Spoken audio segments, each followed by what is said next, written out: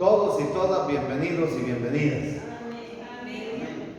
Vamos a continuar nuestro estudio hoy en el capítulo 43 de Génesis. Leemos en el nombre del Padre, del Hijo y de su Santo Espíritu. El hambre era grande en la tierra. Y aconteció que cuando acabaron de comer el trigo que trajeron de Egipto, les dijo su padre: volved y comprad para nosotros un poco de alimento. Respondió Judá diciendo: aquel varón nos protestó con ánimo resuelto y dijo: no veréis mi rostro si no trajereis a vuestro hermano menor con vosotros. Si enviares a nuestro hermano con nosotros, descenderemos y te compraremos alimento. Pero si no le envías con nosotros, no iremos a Egipto, porque aquel varón nos dijo: no veréis mi rostro si no traes a vuestro hermano menor con vosotros. Dijo entonces Israel, que es Jacob: ¿por qué me hiciste tanto daño, declarando a aquel varón egipcio que teníais otro hermano? Ellos respondieron: aquel varón nos preguntó expresamente por nosotros y por nuestra familia, y nos dijo: ¿vive aún vuestro padre? ¿Tenéis otro hermano? Y le declaramos conforme a estas preguntas. ¿Acaso podíamos saber que él nos diría: haced venir a vuestro hermano con vosotros? Oramos. Padre, en el nombre de Jesucristo, tu Hijo amado, gracias damos, Señor, en esta tarde preciosa, porque nos concedes un privilegio grande, Señor: leer tu palabra que nos hace conocer la grandeza de tu poder, de tu amor y de tu bondad. Señor, nos hace conocer misterios y de cómo tus propósitos se cumplen de una o de otra manera. Hoy te ruego, Señor, que ilumines a cada hermano, a cada hermana y a mi persona, y que tu Espíritu Santo así nos instruya. Haz descender sobre nosotros esa unción poderosa como rocío de los cielos, y cancela, rompe toda atadura. Libértanos hoy, Señor, porque tu palabra es poderosa. Señor, muchas gracias por tu presencia. Así también solicitamos que eches fuera toda fuerza del mal y podamos libremente aprender de tu palabra. Lo pedimos en el nombre de Jesucristo. Amén.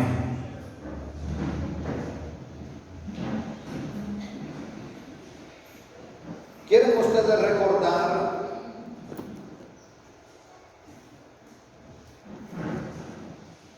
que Faraón tuvo un sueño en el que se predecía de parte de Dios 7 años de abundancia y 7 años de hambre? Esto a través de 7 vacas hermosas, bien pastadas aparentemente, que salían del río. Pero tras ellas salieron 7 que estaban secas en gran manera, y esas devoraron a las 7 buenas vacas.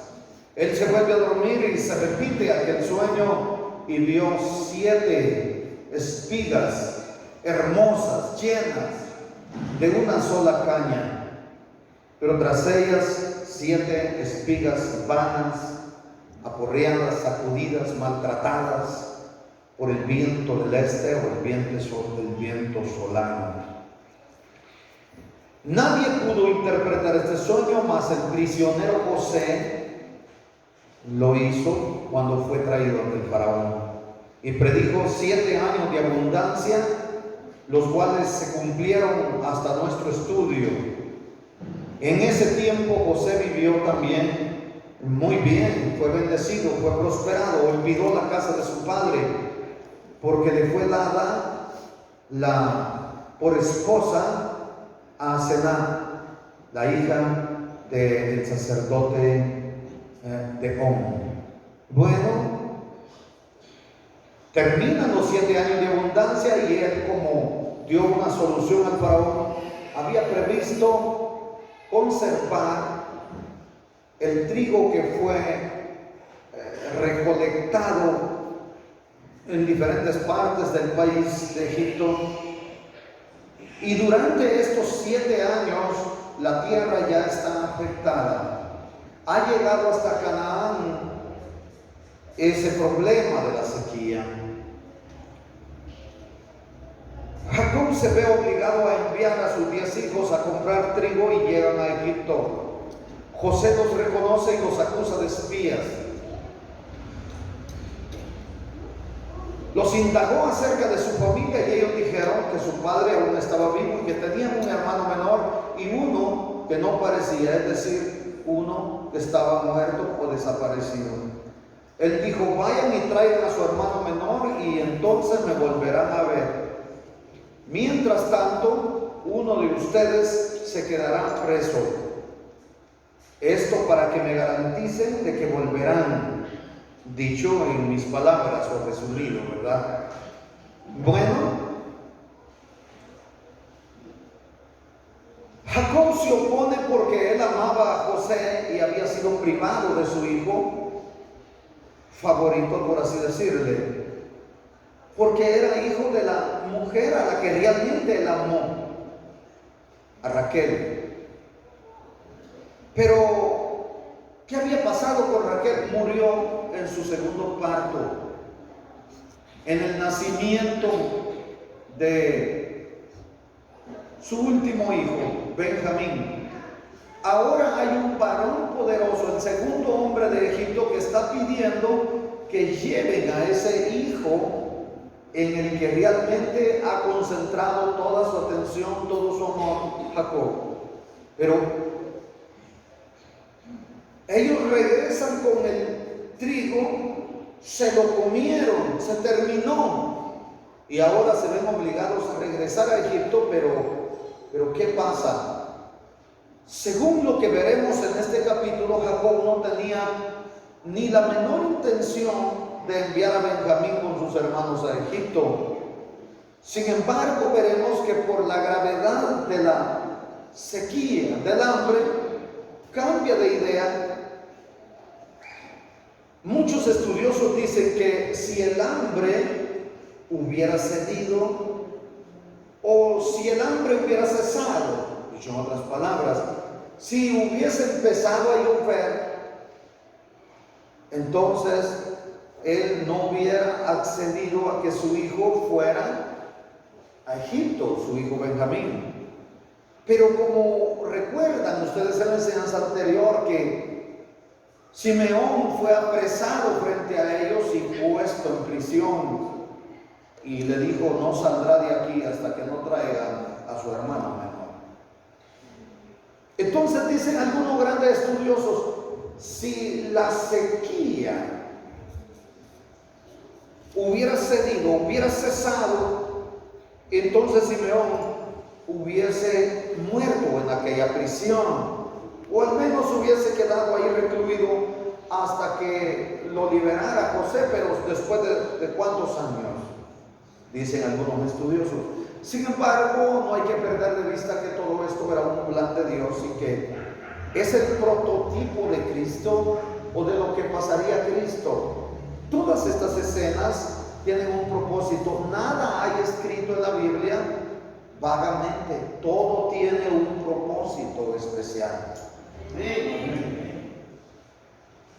El hambre continuaba en la tierra. En la enseñanza anterior o en la penúltima, creo, alguien me hizo una pregunta: hermano, ¿el hambre en toda la tierra o solamente en el Medio Oriente o en aquella región o en los países aledaños a Egipto? Nosotros tenemos que sujetarnos a lo que la Biblia dice. ¿Qué dice la Biblia? ¿El hambre era grave en dónde dice? ¿En el Oriente Medio o el Medio Oriente? No. ¿En dónde dice? en la tierra, en toda la tierra. Sin embargo, por el hecho de que José estaba en Egipto y ahí era la forma en que Dios lo usaría para la preservación no solo de la descendencia de Abraham, sino de toda la humanidad que después poblaría la tierra. Es probable que a esas alturas habían grandes extensiones, continentes enteros que no tenían población. Por eso la Biblia habla sobre la sequía, sobre el hambre en toda la tierra. Así que por esta gravedad de la necesidad se ve obligado a enviar a Benjamín con sus otros hermanos a Egipto para que compraran trigo. José se alegró mucho al ver a sus hermanos, eso es obvio porque él tenía un corazón regenerado. Oigan, y cuando hablo, ustedes tienen que saber sobre la regeneración. Ustedes han visto muchos cristianos que intentan una y otra vez, pero no logran nada. Yo he visto cristianos que luchan. He visto muchos que luchan. Hablemos de Idael de Chichil, hermano de la hermana Johanna. Él reconciliaba y al día siguiente yo lo encontraba por ahí y me decía: mire, pastor, yo ya volvía a caer. Él decía: yo, anda a la iglesia. Y me decía: pero es que ya volví a tomar. Y decía: anda a la iglesia, un día de estos vas a lograrlo. Y venía y volvía. Y un día me dijo: no puedo. Y le dije: hombre, pero anda a la iglesia. Anda a través de la oración de la iglesia, a través de la manifestación del Espíritu ahí, un día de estos te alcanza la gracia. No te detengas aquí. ¿Por qué razón? Porque la regeneración es un proceso, la santificación tiene un proceso. Es que nosotros estamos en una naturaleza caída, y tengo que hacerles una claridad entre paréntesis o entre comillas: no es un permiso para pecar, es una obligación del cristiano lograr la regeneración. Es una obligación esforzarse. La Biblia dice que nos esforcemos a entrar por la puerta estrecha. Dios nos ha dotado de esa capacidad. Nosotros podemos decir que no a la voluntad pecaminosa de la carne, pero deben saber algo: que sin la intervención del Espíritu Santo ningún ser humano logra vencer al mal.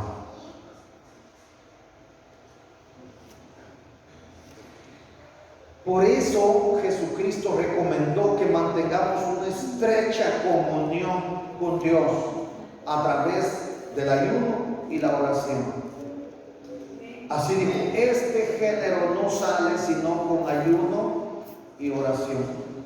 Ningún ser humano logra la regeneración o la renovación del corazón si no se acerca al Señor. Dios no se acerca a nadie que no se esfuerza, que no hace el intento tan siquiera.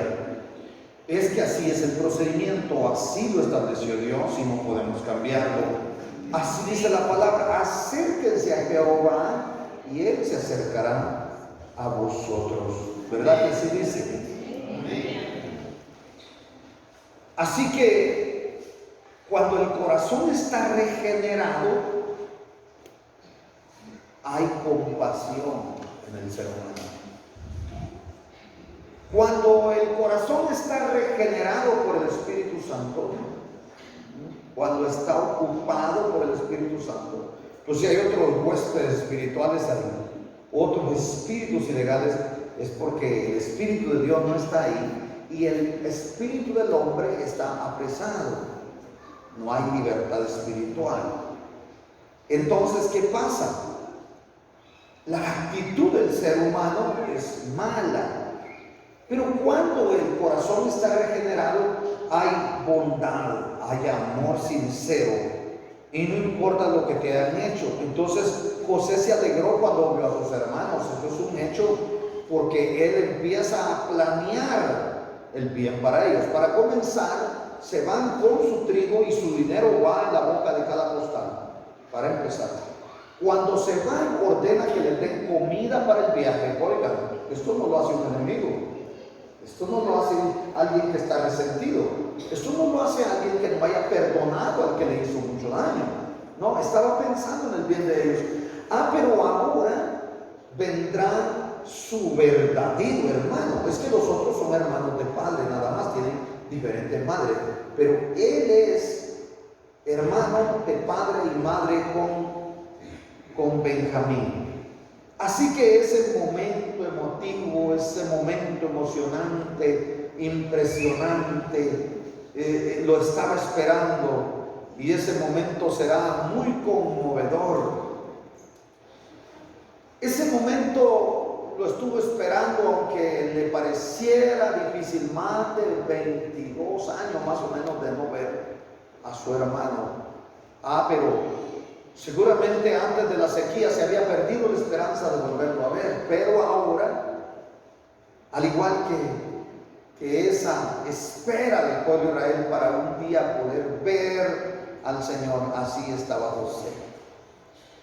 Cuando ellos llegan ya con su hermano, veremos que se los va a llevar a su casa. El capítulo comienza con ese regreso de los 10 hermanos con Benjamín a Egipto. Y nos dice por qué fue que Jacob lo dejó ir. Y ya no porfió más Jacob, porque vimos en el verso 3 que Judá fue determinante al transmitir la información de José a Jacob. Él dio la orden: vayan y compren más trigo para que comamos y nombramos. Y dijo: papá, no es que te estemos desobedeciendo, estoy traduciendo a nuestro lenguaje. No es que te desobedezcamos, pero aquel varón nos intimó, nos protestó, nos sentenció, nos advirtió. Todos esos son sinónimos. Cuando él dice nos protestó, con ánimo resuelto, significa con determinación, con palabra firme, sin bromas, con firmeza, con autoridad. Y nos dijo: no veréis mi rostro si no traes a vuestro hermano con nosotros. Así que si no envías a nuestro hermanito con nosotros, no iremos. ¿Y por qué? Porque ese varón nos dijo que no veremos su rostro. Entonces Jacob los culpa en un momento determinado. ¿Por qué me hiciste tanto mal? Al evidenciar, al decirle, al manifestarle, al darle a conocer a aquel varón que tenías otro hermano. Y ellos dijeron: es que nosotros respondimos sinceramente al interrogatorio que nos hizo. Eso significa el versículo 7 del capítulo 43. Aquel varón nos pregunta expresamente, claramente, nos pregunta respecto a nosotros y por nuestra familia. Preguntas puntuales, preguntas directas. ¿Vive aún nuestro padre? ¿Tenéis otro hermano? Y nosotros respondimos sinceramente a estas preguntas. Pero vean ustedes, ¿qué razón tenían ellos? ¿Acaso podíamos saber que aquel varón nos diría: haced venir a vuestro hermano? ¿Nos imaginaríamos eso nosotros? No, dice Judá, de ninguna manera. Esa propuesta que les hizo José compungió sus corazones desde el principio, sin lugar a dudas. porque Él les hace una propuesta previo interrogatorio que incluía hasta el más mínimo detalle. Les habló en serio, quería saber todo de su familia, su origen, cuántos eran, si estaba vivo su padre, y los mandó bien comprometidos. Uno prisionero, y aquí no vuelvan si no traen a su hermano. No tenían salida, ¿sí o no? Pero digan ustedes, ¿no era la retribución de su comportamiento de hacía unos 20 años? Hermano y hermano, ¿habían leído esta historia ustedes alguna vez? Amén. ¿Les había impresionado? Mire, a veces yo cuando estoy leyendo, estoy un poco aislado de mi esposa y mi hija. Ellas están por un lado, yo estoy por otro lado, porque cuando voy leyendo voy llorando muchas veces, porque yo retrotraigo esas etapas que vivió él. Oiga, esa es la mejor forma, o sea, encarnar la historia en uno.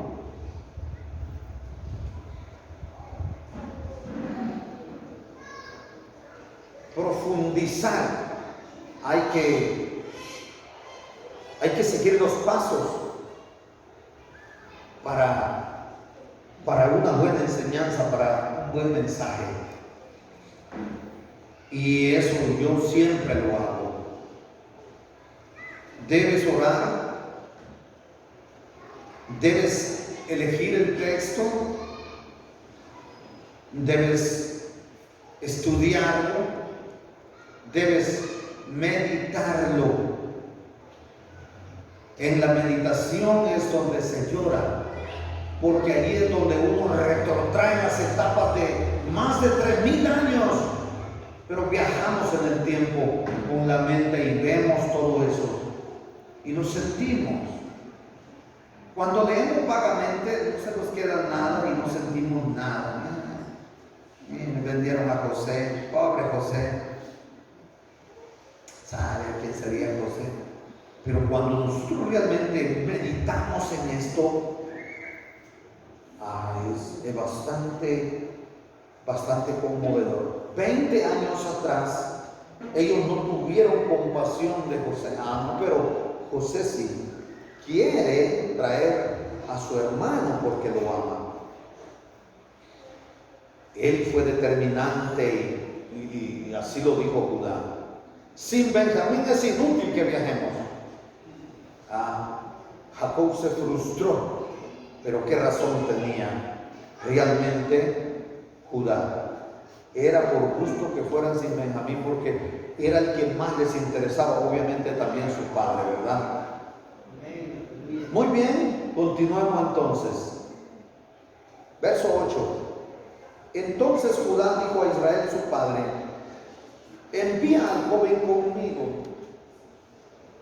y nos levantaremos e iremos, a fin de que vivamos y no muramos nosotros. Oiga, Rubén era el primogénito, aunque él había perdido toda autoridad por un hecho vergonzoso que había cometido, y lo estudiamos antes, ¿se recuerdan?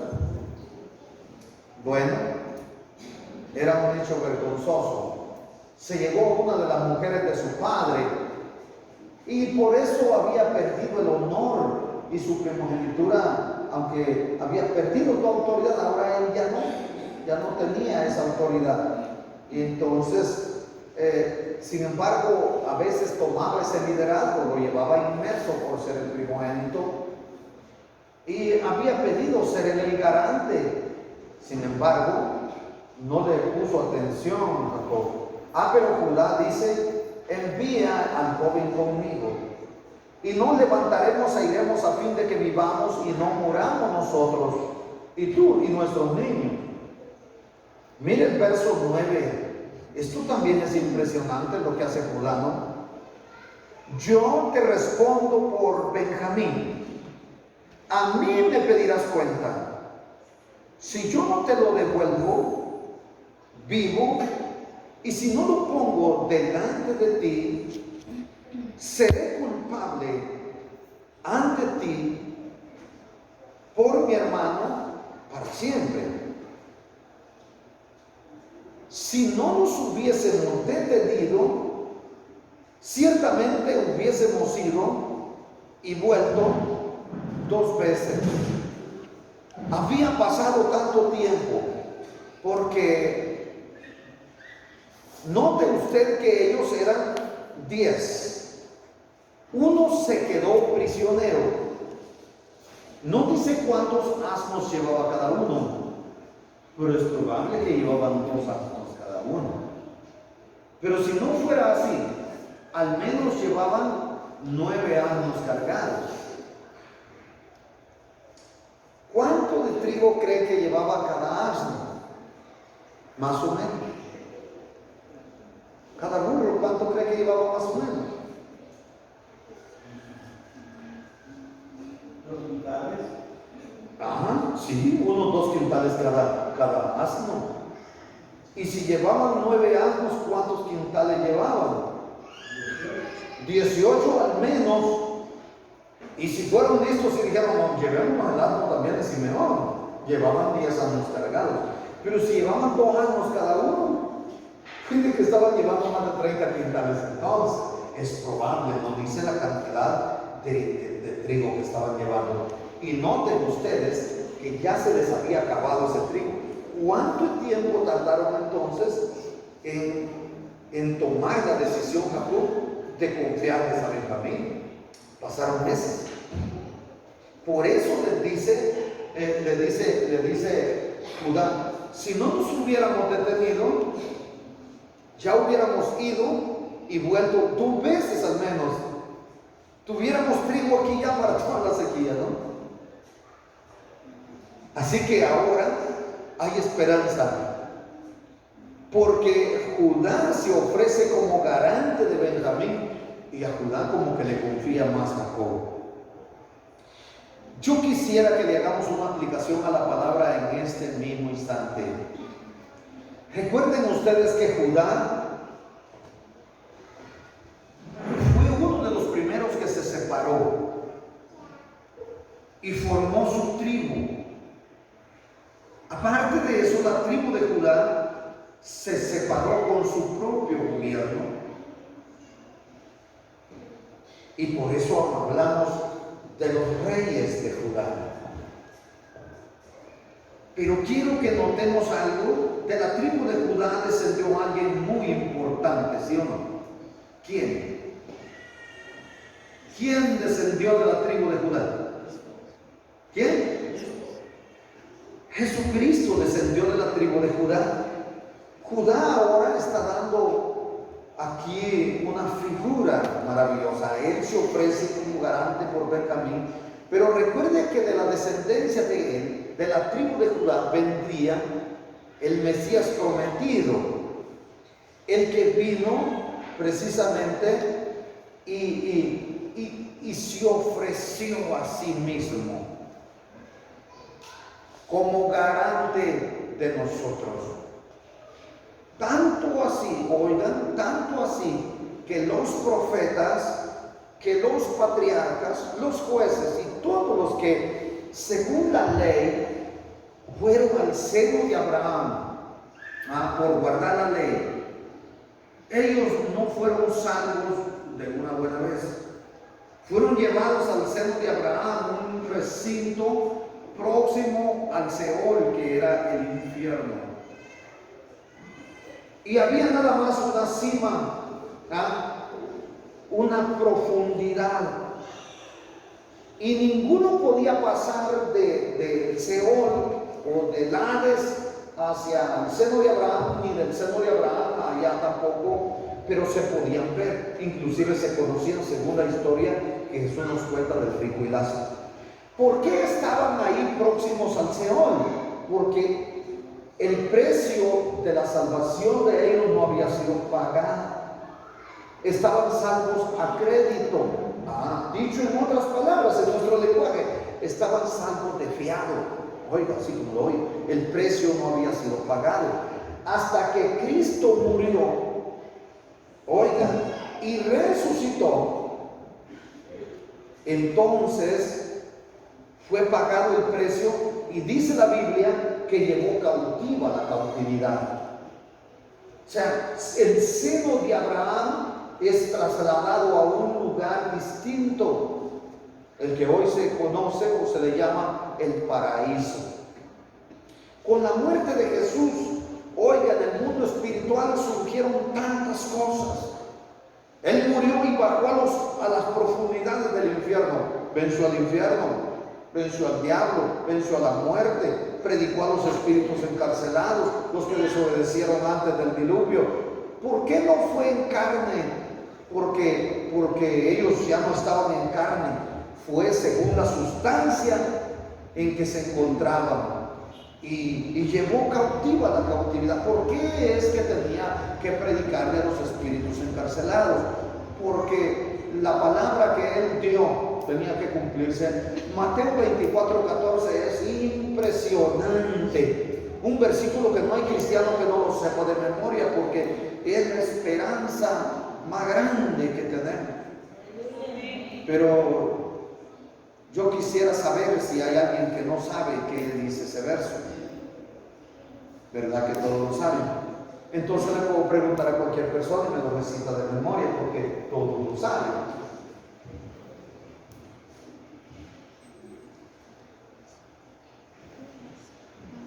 ¿Qué dice, hermana? Como todos lo saben. ¿Predicador o predicadora? Hermano Yair, ¿qué dice? Mateo 24:14.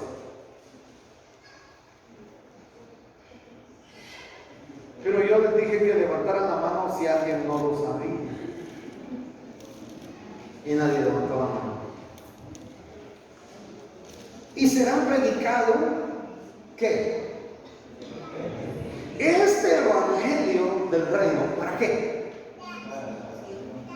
Para testimonio a todas las naciones,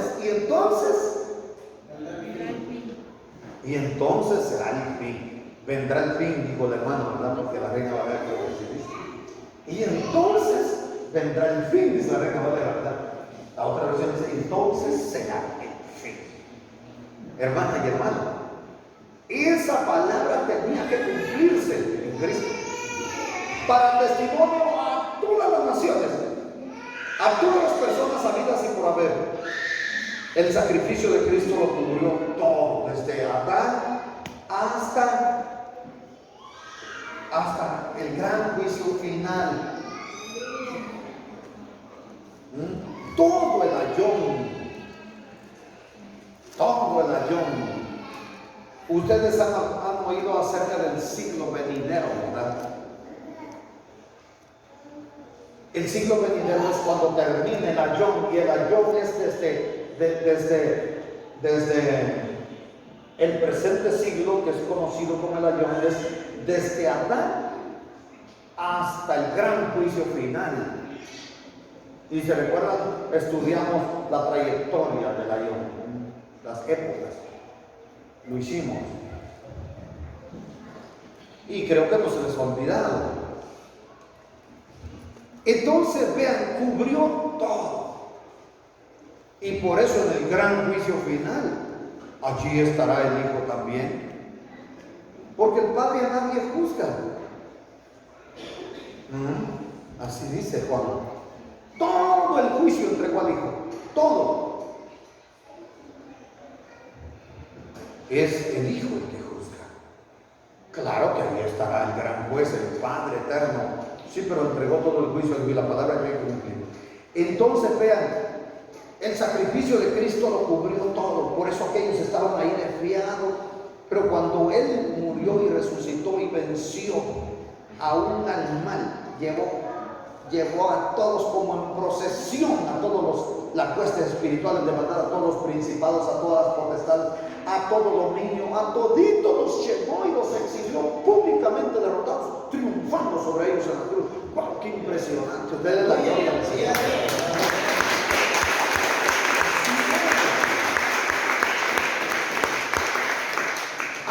anuló el acta de los decretos que había contra nosotros. Estábamos sin esperanza y sin Dios en el mundo. Pero cuando Cristo venció, oigan qué bonito es. Amén. Entonces Jesús es el fiador, es el garante desde el principio. Él se ofreció, al igual que Judá, dice, manda al muchacho, yo respondo por él. Oiga, eso es lo que hace Cristo, responde por nosotros. ¿Ya se imaginan ustedes en el tribunal de Cristo?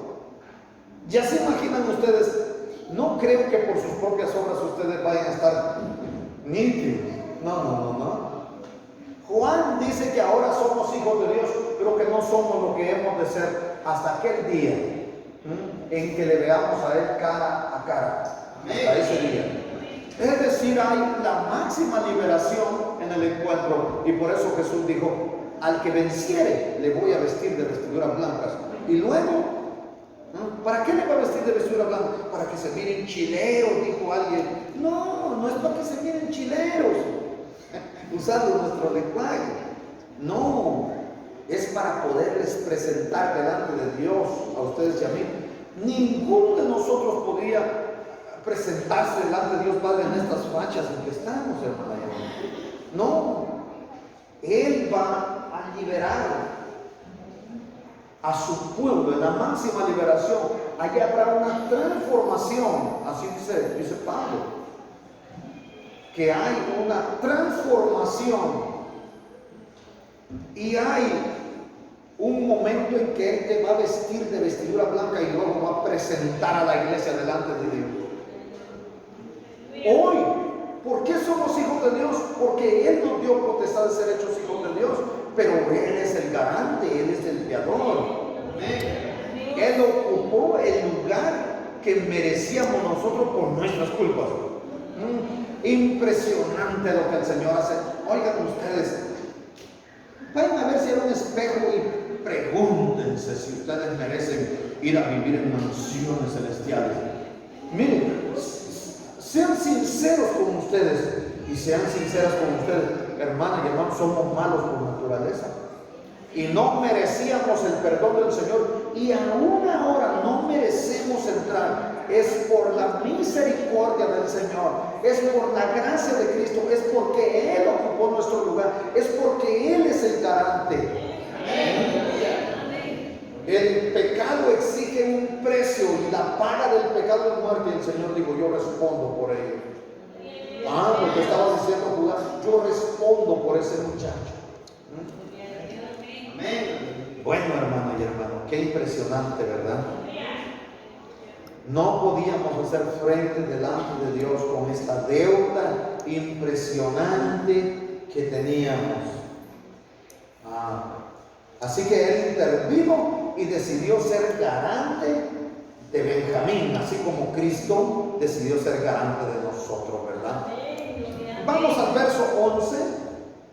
Entonces Israel, su padre, le respondió, vamos a ver si le confía. Pues que si es así, hacerlo. ¿Le confió, sí o no? Pero oiga lo que dice ahora: tomad de lo mejor de la tierra en vuestros costales. Llevad a aquel varón un presente. ¿Qué cosa? Bálsamo, un poco de miel, aromas y mirra, nueces y almendras. Tomad en vuestras manos doble cantidad de dinero y llevad en vuestra mano el dinero envuelto en las bocas de vuestros costales. Quizá fue equivocación que se los hayan devuelto la vez pasada. Tomen también a vuestro hermano, levántense y vayan a aquel varón de Egipto. Y el Dios omnipotente os dé misericordia delante de aquel varón y os deje libre a vuestro hermano y a este Benjamín. Y esto me impresionó. Yo digo que a usted también. Y si he de ser privado de mis hijos, pues que lo sea. Entonces tomaron aquellos varones el presente y tomaron a su hermano, y también llevaron en su mano doble cantidad de dinero y se fueron a Egipto y se presentaron delante de José. Yo quiero que hagamos un poquito de hincapié sobre estos regalos que llevaban. Llevaban bálsamo y llevaban mirra. Aroma por lo general se refería a incienso. Llevaban dinero, el dinero o era plata o era oro. Pero recuerden, a la categoría de José, sin lugar a dudas, el dinero que llevaban era de alta gama, era oro. Y yo quiero que recordemos nosotros lo que sucedió cuando Cristo nació. ¿Recuerdan ustedes que unos pastores van para visitar en el nacimiento de Jesús, verdad? ¿Sabe qué dicen algunas personas? Que eran unos magos. Pero en realidad es un error de traducción del texto recepto de donde fue traducida la Reina Valera. Así que olvide eso de que eran unos magos, porque los magos eran los intérpretes o los estudiosos de libros oscuros,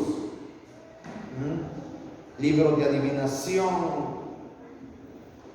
Entonces, quiero que ustedes piensen solamente en que eran pastores, ¿verdad? Al entrar a la casa, ¿cuál casa? Donde estaba Miriam, que traducido es María, y ella tenía al niño en su brazo. Dice que se postraron en primer lugar. Y recuerden en la enseñanza anterior, ¿qué hicieron los hermanos de José cuando llegaron ante él? ¿Qué hicieron? Se postraron. Entonces estos se postraron ante Jesús y lo adoraron. A José, ¿por qué no lo adoraron? Porque solamente era una figura. Aquí ellos ni sabían que era una figura del Mesías. Nadie lo sabía. Pero mire, aquellos pastores abrieron sus tesoros y le ofrecieron presentes. Oiga, ¿qué fue? Oro. ¿Por qué oro? Porque nadie se presentaba en ese tiempo ante un rey sin llevar un regalo de alta gama, y era oro, tenía que ser algo de oro. Eso era digno de un rey. El que llegaba con plata le cortaban la cabeza. Incienso, esto simbolizaba que estaba ahí, no solo era rey, sino que era también sacerdote. Y tiempo después se da testimonio que era el sumo sacerdote por excelencia. Y también sacaron mirra, pero la mirra la usaban para los muertos. Entonces ahí, en esta escena de Jesús, se postraron porque era Dios. Lo adoraron porque era digno de recibir adoración. Le presentaron como regalo de sus tesoros oro, porque era un regalo digno de rey, y él era rey de reyes. Incienso, porque era sumo sacerdote, y mirra, porque un día moriría por la humanidad. Y a José, oiga, como es figura de Cristo, entonces, como es prototipo, entonces le llevan miel, ¿verdad? Le llevan aromas, digamos, incienso, le llevan mirra, y también le llevan buena comida, nueces y almendras, algo natural. Tomar la doble cantidad de dinero y llevarlo, y les dice, es probable que haya sido una equivocación, y Dios esté con ustedes. Ellos lo hicieron así. Jacob aún está decidido a que sea privado de la vida de Benjamín, Pero ellos llegan y se presentan delante de José. Y quiero también que nosotros notemos algo. Ellos no estaban desprovistos totalmente. Ellos lo que les faltaba en realidad era el trigo. Ya se habían comido. A saber cuántos hijos tenían esos 10 hijos de Jacob. A saber qué marimbas tenían de hijos también para que se volaran tan rápido al menos unos 18 quintales de trigo. ¿Verdad? Es una granera de 9. ¿En cuánto tiempo se come usted una granera de 9? Yo ni me la termino con mi familia. ¿Cómo lo íbamos a ir? Pero vean ustedes, ellos tenían aparentemente bálsamo, tenían miel, tenían perfumes, tenían mirra, tenían nueces, tenían almendras. Entonces lo que les faltaba era el trigo y de las provisiones de su tierra que les quedaba. Jacob dice: lleven un regalo. Y así que se va y dice: no importa si voy a ser privado de mis hijos, está determinado, como diciendo que se haga la voluntad de Dios. Dicho en otras palabras, activó su fe al fin. Hermanas y hermanos, que cuando estamos asustados, la fe no se activa. Es bastante dudoso que una persona cuando está en problemas active su fe. Le digo esto porque yo he llegado a la casa de mamás cuando sus hijos van para los Estados Unidos. Más antes para usted que costaba que llegaran. Y sabe que yo los hallaba con la cara como que eran de muertos. ¿Y cuántos días llevaba su hijo de camino? Llevaba como 12, 15 días, porque antes tardaba que llegaran, ¿se recuerdan? Había unos que hacían un mes y había mamás que no comían todo ese mes. No comían, para que ayunaran estaba bueno, ¿verdad? Hay que aprovecharlo. Es que una vez unos hermanos me dijeron: nosotros queremos que ore por nosotros, porque ayunamos 40 días y 40 días ayunaron ustedes. Pero corto llegaron ustedes, dije yo, y con esas grandes panzas se ayunaron ustedes 40 días. No creo. Yo creo que ni oré. Usted, ¿cómo estaba orando yo con ustedes que ayunaron 40 días y gordos? Cortos estaban. Yo se le hubiera tomado una foto y se las mostrara ahorita. No, hombre. Es que cuando la pena invade a una persona, y saben ustedes que cuando uno ayuna también lo invade la pena de haber pecado frente a Dios siendo tan santo, ¿verdad? La pena de mis culpas. Y así miren ustedes, cuando la pena está activa, la fe se desactiva muchas veces. Pero hoy vamos a ver que él no tenía otra opción. Activó su fe y se quedó allá en Canaán, confiando en que su aflicción terminaría, en que esos tiempos de incertidumbre tendrían su final y que Dios haría algo, porque no tenía otra opción. Porque llega el momento en que no tenemos otro camino. Así que veamos qué fue lo que pasó cuando llegaron a Egipto. ¿Cómo fueron recibidos en casa de José? Verso 16. Y vio José a Benjamín con ellos. Oiga lo que estaba esperando. Y dijo al mayordomo de su casa: lleva a casa mía a estos hombres.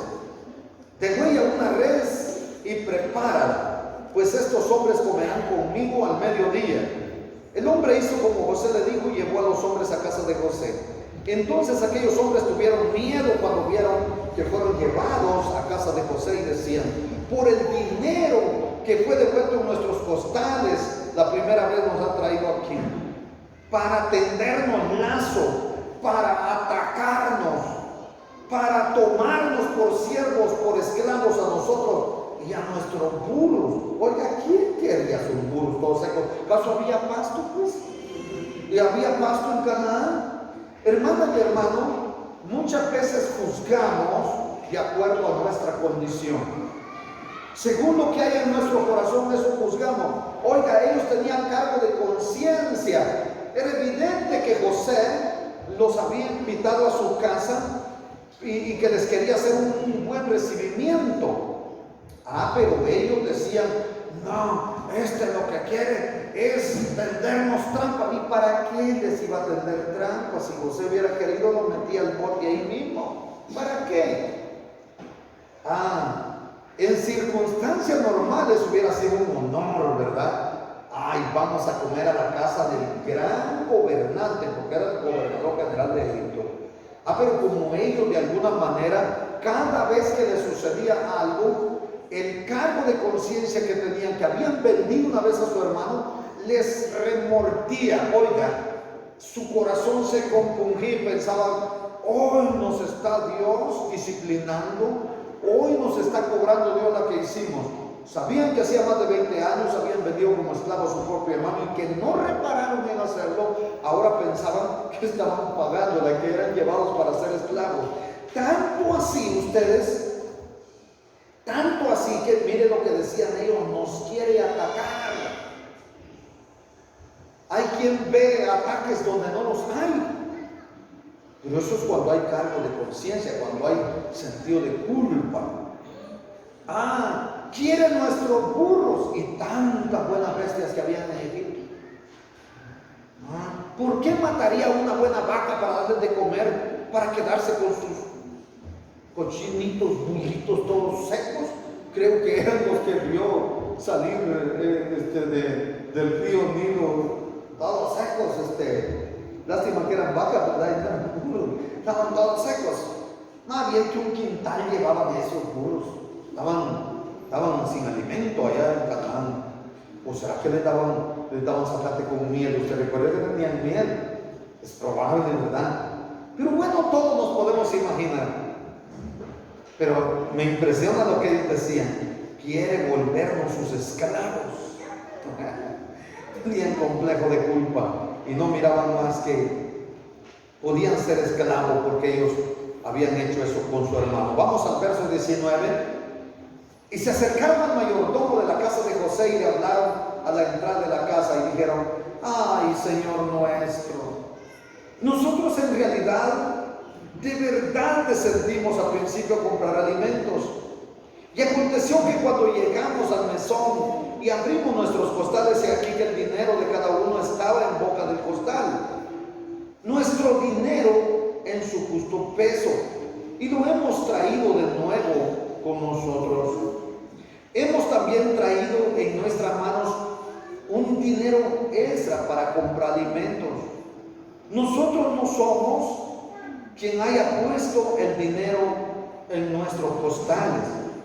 Él respondió: paz a vosotros, no tengan ningún temor. Vuestro Dios y el Dios de vuestro Padre os dio el tesoro en vuestros costales. Yo recibí el dinero, dijo el mayordomo. Y luego sacó a Simeón de la cárcel frente a él. Y llevó aquel varón a los hombres a casa de José y les dio agua y lavaron sus pies y dio comida a sus burritos. Quiero que meditemos un poquito acá, pero ya bastante rápido. En primer lugar, su miedo los hizo disculparse con el mayordomo, explicar el motivo por el cual ellos habían llevado aquel dinero, porque pensaban que era por eso. El funcionario, que era el mayordomo de la casa de José, sin lugar a dudas sabía a través de José sobre la grandeza de Dios y también del asunto de la familia. Sabía que esos eran hermanos de José, sin lugar a dudas. Estaba enterado, si no de todo, al menos en parte de lo que estaba pasando. Por eso él les dice: yo recibí vuestro dinero. Sin embargo, esto como que los preocupó más. Esta vez son tratados como unos invitados especiales. Además, vean ustedes, la costumbre que tenían la familia de Abraham, José hizo que se cumpliera con ellos. Ustedes se recuerdan a Abraham lo que hacía cuando vio venir a aquellos 3 ángeles, fue sacar agua porque se lavaran los pies. Lot lo hizo también en Egipto.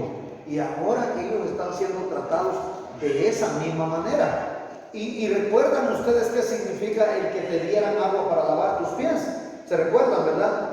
Lo estudiamos en el capítulo aluciente a cuando fue visitado Abraham por aquellos ángeles previo a la destrucción de Sodoma y Gomorra. Lo estudiamos como en el capítulo, más o menos antes del capítulo 19. ¿Ustedes se recuerdan de esto?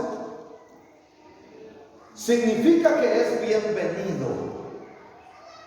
Significa que es tratado con respeto, con amor. Bueno, prosigamos entonces. Así que ellos no tienen nada de qué preocupar, están siendo bien tratados. Verso 25. Y ellos prepararon el presente, entre tanto que venía José a mediodía, porque habían oído que habrían de comer pan. Y vino José a casa y ellos le trajeron el presente que tenían en su mano dentro de la casa y se inclinaron ante él hasta la tierra. Recordemos qué es este regalo.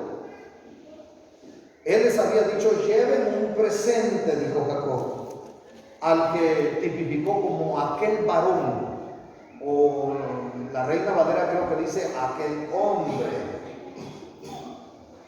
Ellos se inclinaron, se postraron y se estaban igual otra vez cumpliendo los sueños de José. Que su manojo estaba derecho y los otros inclinaban el de él. Sí, que las estrellas, que aquellas estrellas se inclinaban a él, inclusive el sol y la luna. Vamos al verso 27. Entonces les preguntó José: ¿cómo estaban? Y dijo: vuestro padre, el anciano que dijiste, ¿lo pasa bien? ¿Vive todavía? Y aún así ellos no sospechaban, estaba realmente indagando sobre su padre, le interesaba, ahora ya no más por Benjamín, pero se interesaba por su padre, quería verlo. Y ellos respondieron: bien, va, tu siervo, nuestro padre, aún vive. Se inclinaron e hicieron reverencia, y alzando José sus ojos vio a Benjamín su hermano, hijo de su madre, y dijo: ¿este es vuestro hermano menor de quien me hablasteis? Ellos dijeron: sí. Y dijo: Dios tenga misericordia de ti, hijo mío. Oiga, qué bonito esto. Dice además que él se estremeció en gran manera, se apresuró, porque se conmovieron sus entrañas, dice el verso 30. Buscó dónde llorar, entró a su cámara y lloró. Una de sus habitaciones privadas sería el lugar idóneo para descargar el sentimiento. Uno llora cuando no ha visto a un ser querido. Oigan, cuando vienen esos que se han ido hasta 10 años, 20 años a los estados, ¿verdad? ¿Alguien ha tenido esa experiencia? ¿Sí? ¿Verdad que llora la familia cuando vuelve a ver? Y mayormente cuando no trae nada de Cristo, más llora la familia. Oiga, el sentimiento, oiga, la alegría. Acababa pues de ver a su hermano Benjamín, a quien había visto muy chiquito, y ahora ya él tenía 40 años, Benjamín tendría, si no 30, pasado de los 30. Vamos al verso 31. Después que lloró, lavó su rostro y salió y se contuvo y dijo: poned pan. Hermana y hermano, la escena del versículo 31 es una figura que no se ha cumplido. Esto está en Zacarías capítulo 13, esta escena. Esta comienza en el verso 6. Allí dice en Zacarías que Jesucristo un día se dará a conocer a su pueblo, a Israel, a sus hermanos. Dice que ellos le preguntarán acerca de las heridas visibles en su cuerpo aquellas heridas que le fueron infligidas en la cruz, aquellos clavos en las manos, aquella herida en su costado, es lo que la Biblia nos habla que son las heridas de Cristo. Aparte que la Biblia habla acerca de que fue molido por nuestras rebeliones, porque fue azotado, y cuando se estudia la historia acerca de cómo eran los azotes en ese entonces, a un prisionero que era llevado a una muerte de maldición, a una muerte de cruz, eran definitivamente con aguijones, golpeaba y jalaba, es decir, rompía la piel. Es impresionante. Entonces él dice que va a responder que estas heridas le fueron hechas en casa de sus amigos. Y recuerdan ustedes qué fue lo que dijo Cristo: yo ya no les llamaré siervos, les llamaré mis amigos, porque el siervo no sabe lo que hace su Señor, pero ustedes saben todo, yo les he declarado todo. El Señor aún a ustedes y a mí nos ha declarado todo. Él les habría provisto la salvación a todos ellos, pero no lo reconocieron. En ese momento se volverá a sus hermanos, a la nación de Israel, y se dará a conocer con ellos. Oiga, ¿ya leyó usted ahí lo que dice el capítulo 13, versículo 6? Y le preguntarán: ¿qué heridas son estas en tus manos? Y él responderá: con ellas fui herido en casa de mis amigos. En casa de mis amigos. ¿En dónde? En la casa de Israel. En la casa de Israel. Así que habrá un momento, ¿verdad?, y que se dará a conocer. Y muchos de sus hermanos que no creyeron en él cuando vino la primera vez, ¿verdad?, en ese tiempo le reconocerán. Así estaba pasando ahí en ese momento con José. Estaban todos sus hermanos comiendo y no le habían reconocido. Y él dijo: traigan pan. Y estaban allí comiendo, y aunque habían detalles, oigan, que pudieron haber determinado la identidad de José, miren el verso 32, y pusieron para él aparte, número 1, aparte para José, y separadamente para ellos. ¿De qué está hablando? De los discípulos, está hablando de los hermanos de José. No. Y pusieron para él aparte y separadamente para ellos. Está hablando de los egipcios. Aparte para los egipcios que con él comían, porque los egipcios no pueden comer pan con los hebreos, lo cual es abominación a los egipcios. Aquí vemos varios detalles. En primer lugar, ellos pudieron darse cuenta que José sí comió con los hebreos, y para los egipcios era una abominación, no digamos para un gobernante egipcio. Es más, para el gobernante número 1, que solamente estaba sobre él el trono de Faraón. Sin embargo, comió. Ellos no podían hacerlo, pero tal vez ellos pensaron: pero si él es el jefe, él es el gobernador. Pero hay otro detalle en el verso 33, y definitivamente les hizo o les puso en qué pensar. Y se sentaron delante de él el mayor conforme a su primogenitura, dicho en otras palabras, Rubén, conforme a su primogenitura, el número 1, y el menor conforme a su menor edad, a Benjamín. Aquí, es decir, aquí estaba Rubén, aquí Benjamín, y todos el resto estaban conforme a su edad. Dice que se pusieron atónitos en el último párrafo, y estaban aquellos hombres atónitos mirándose el uno al otro. José había preparado apropiadamente según la edad, ¿verdad? Era lógico que estuvieran ellos como que admirados por eso. Vamos entonces a concluir aquí. Esa comida era muy especial. En esa comida había alegría ya de todos, sin lugar a dudas.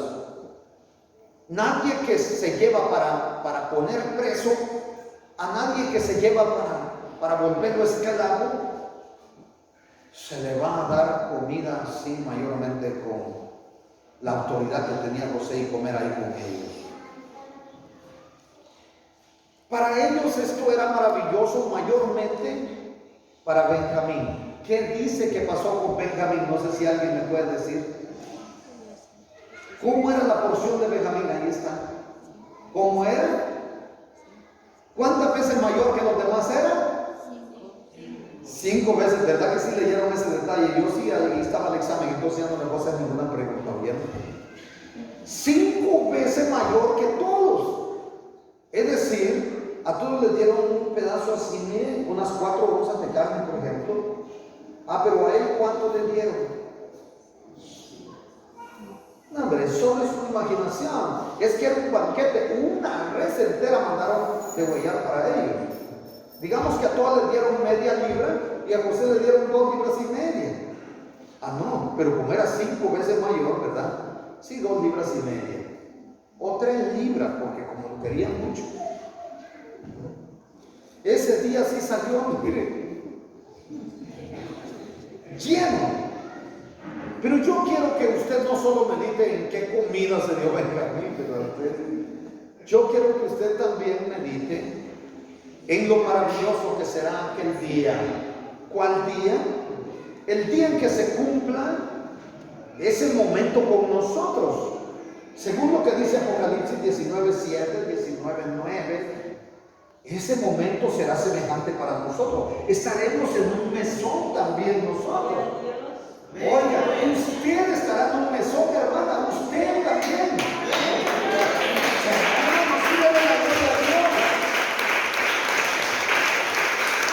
Ese día lo será cuando se cumpla con aquel de quien es figura José. Estará presente y sus hermanos ahí. Abraham, Isaac, Jacob y todos los profetas. ¿Y sabe qué le dijo a los fariseos?